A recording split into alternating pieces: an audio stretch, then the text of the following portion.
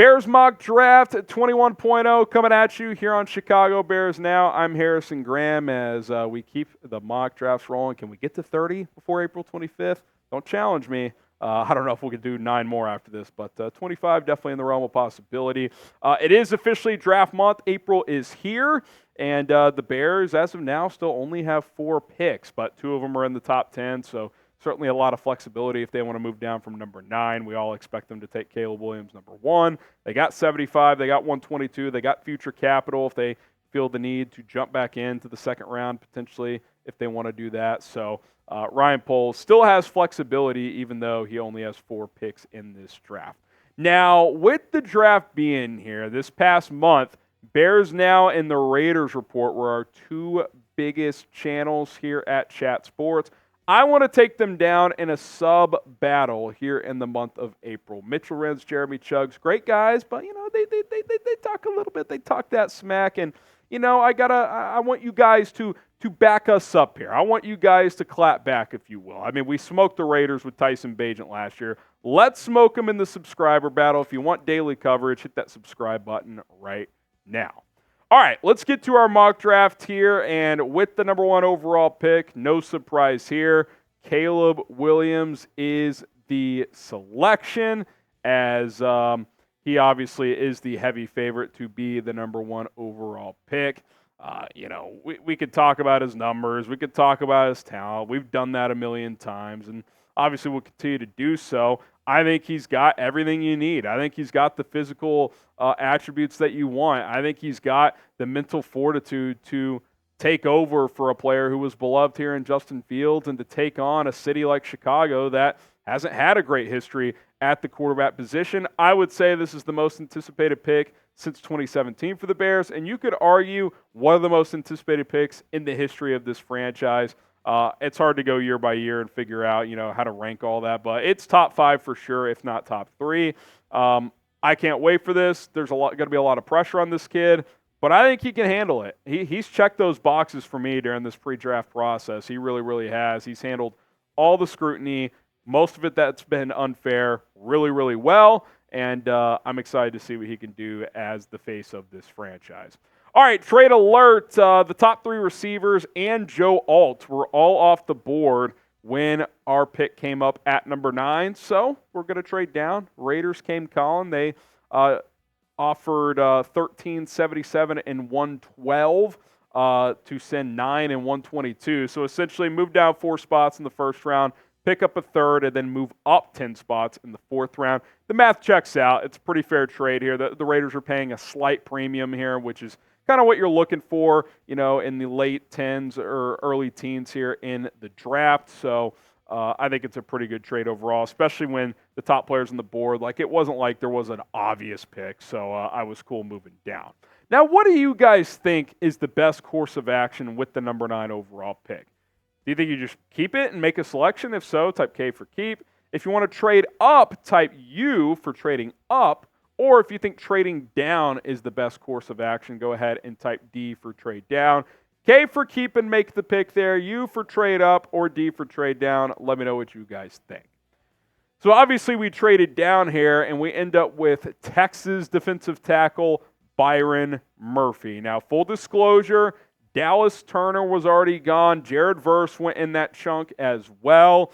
I could have gone Latu, but I wanted to mix it up, and you know, with Latu's medicals, Byron Murphy doesn't have the medical history, at least that we're aware of, that he does. And look, edge or defensive tackle, I don't think it really matters. You need a guy who can generate pressure, and Murphy can absolutely do that. Don't just look at 5 seconds and be like, it's not a ton of pressure. His pass rush win rate was excellent for a defensive tackle. I think it was close to 20%. His RAS, relative athletic score, there's been some Aaron Donald comps. Now, I'm not saying he's Aaron Donald. I don't think he's going to be Aaron Donald, but low to the ground, can really move quick for his size. And I think he's, you know, this is what a lot of these teams are looking for from these interior guys, those athletic 3-tech defensive tackles. And Matt Eberflus and Ryan Poles, and Flus specifically, they've talked about that 3-tech spot so much in this defense. It's the engine to the defense. And I'm excited for Javon Dexter, but there's still questions there, right? Like, is he ready to be a lead dog for sure? Do you want to bring in good competition in the first round with Byron Murphy? Is that Pickens a guy that's ready to give you another step here? Maybe, maybe not. I like Murphy's game. I think he's going to be really good in the NFL. I think at 9, it's okay. I love it even more in a trade down scenario to 12, 13, 14, which is what we did here. So I would certainly be on board with this outcome. You guys should be on board with the GameTime app. And who likes cheaper opportunities with anything in life? Because that's what GameTime provides. The best tickets at the best prices available, usually last minute too. Listen, that's what they specialize in, last minute tickets. They got flash deals, zone deals, day of tickets where you see huge price reductions. And Chicago sports, look, it's been a rough few years, but things are on the up and up. You got the Cubbies, who are back home at Wrigley right now. You've got the White Sox who are underway. The Bulls are trying to get into the playoffs as well, and they would love to get into a first-round series and get some playoff basketball at the UC. Concerts, comedy shows. They're going to show you the exact vantage point regardless of the venue. If you're not living in Chicago, there's events everywhere. Use GameTime right now. Download the GameTime app today. Search it in your app store. It's a big white letter G with a black background. Use our promo code CHATSPORTS. That gets you $20 off with your first purchase, I should say. Listen, lowest price guaranteed. You find a price that's lower with the same ticket that you see on GameTime, screenshot it, send it to them. They're going to lower that price for you because they want you to have the best experience. Go check them out. Download the app. Last minute tickets. Lowest price, guaranteed with GameTime. Links in the comments and the description, but just search GameTime in your app store and plug in promo code ChatSports. All one word, ChatSports, for $20 off your first purchase. All right, let's get to the YOLO portion of this mock draft. Devontez Walker, out of North Carolina, the wide receiver who, look, he's an exciting, explosive vertical threat, but he's very boom or bust. And I know a lot of you are thinking, well, didn't they try this with Velus Jones? And to an extent, yes, they're different players, but in terms of just gambling on the speed and the explosiveness and can he actually play receiver? Well, Tez Walker, explosive playmaker, played in just 8 games last year for North Carolina. If you remember, he had that NCAA suspension issue that got cleared up for a transfer, situation. That got cleared up, played the final 8 games, and he played well. He was a big play machine. Now, a couple of things here. 1, he's not a great route runner. He's not going to run the full route tree. 2, does have drop issues at times. That's a bit of a concern. But this guy can fly. And he can fly at decent size, 6'1.5". He's got a slight frame, just under 200 pounds, but, gives you decent height and length on the outside. And then just all that green, vertical, broad, the 40-yard dash, sub 4.4 guy for someone who's almost 6'2", 20-yard split, 10-yard split as well. He is very, very explosive. And again, when you have DJ Moore and Keenan Allen, you kind of just need a third guy to go make you big plays every once in a while, right? Now, look, are there guys I would rather have in this range? Yes. A lot of those guys weren't available this time. And I was like, you know what? I'll mix it up. I'll go for the home run. If you're Tez Walker, just catch go routes for me. I don't need you to run these complicated routes. That's what Keenan Allen is for. DJ Moore is going to give you some of that as well with his yak ability. Just take the top off the defense, because when you're playing with Keenan Allen and DJ Moore, you are going to get man coverage for days if you're Tez Walker. And he's got the speed to beat man coverage. And look, is he super polished? No. But is he more polished than Velus Jones? Absolutely. Hell, him and Tyler Scott can duke it out to be the primary number 3. I don't care who wins. I just think you got to get someone else in that wide receiver room. Is it boom bust? Would I probably prefer to go a little safer? Yes. But if you hit, you might have like a juiced up Marquez Valdez-Scantling, like a better version of that, which, hey, if that's your number 3 receiver, you could certainly do a whole lot worse. Is Tez Walker worth the risk in round 3? Type Y for yes, type N for no. I'd prefer round 4, but I think someone's going to gamble on those traits earlier. So I think you've reached the point in your roster where if you want to take a swing, you could. I don't love it, even myself, but it's a fun pick. Why not? All right, so since we traded down for number 9, I think, did we trade again here, Jack? Just one trade? Okay, I thought we traded again here.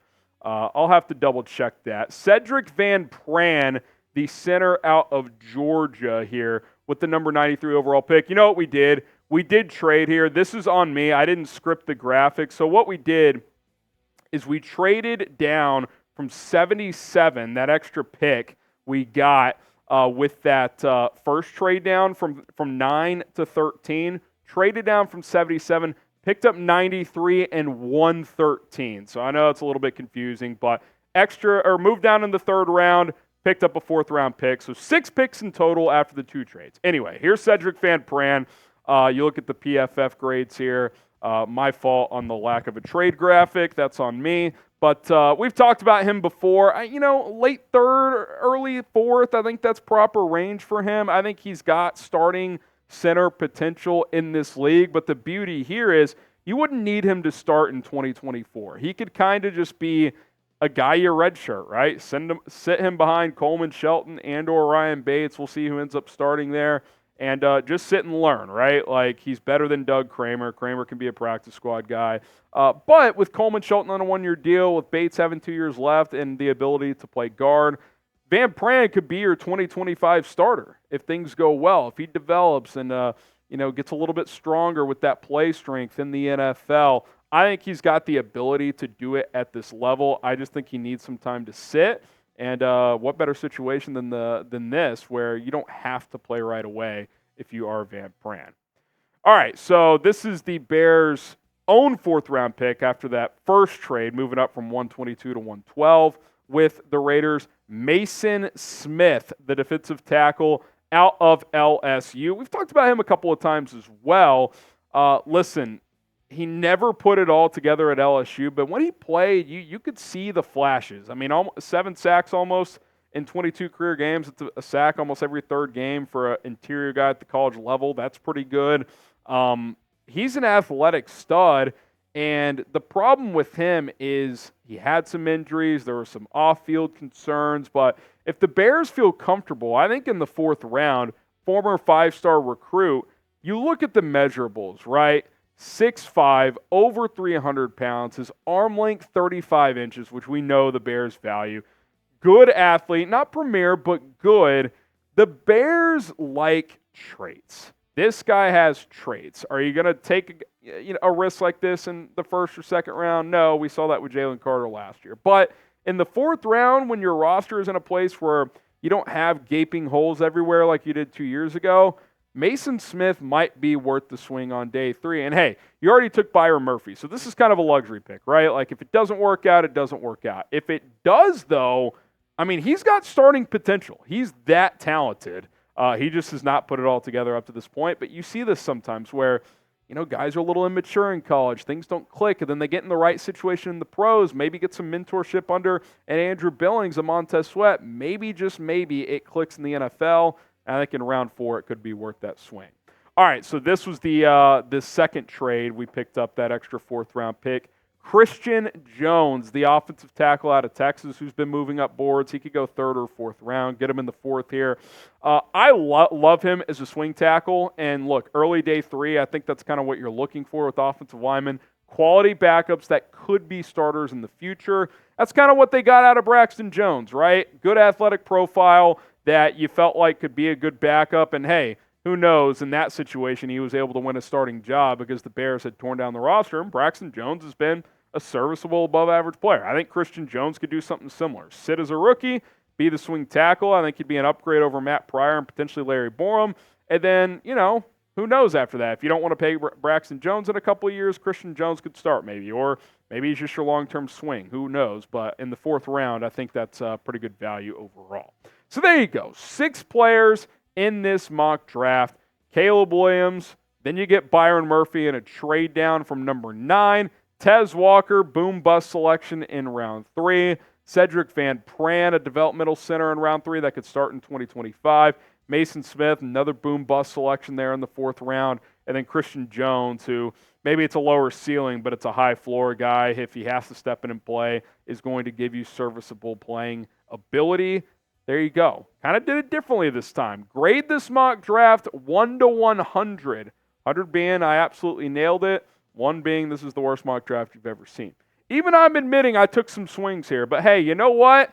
What's life without a little bit of fun and a little bit of, living on the edge here? 1 to 100. Let us know how we did in this mock draft. And don't forget to subscribe because we got Bears draft coverage all month long as the NFL draft is coming this month. Sub for Bears Dubs. It's going to be a hell of a month.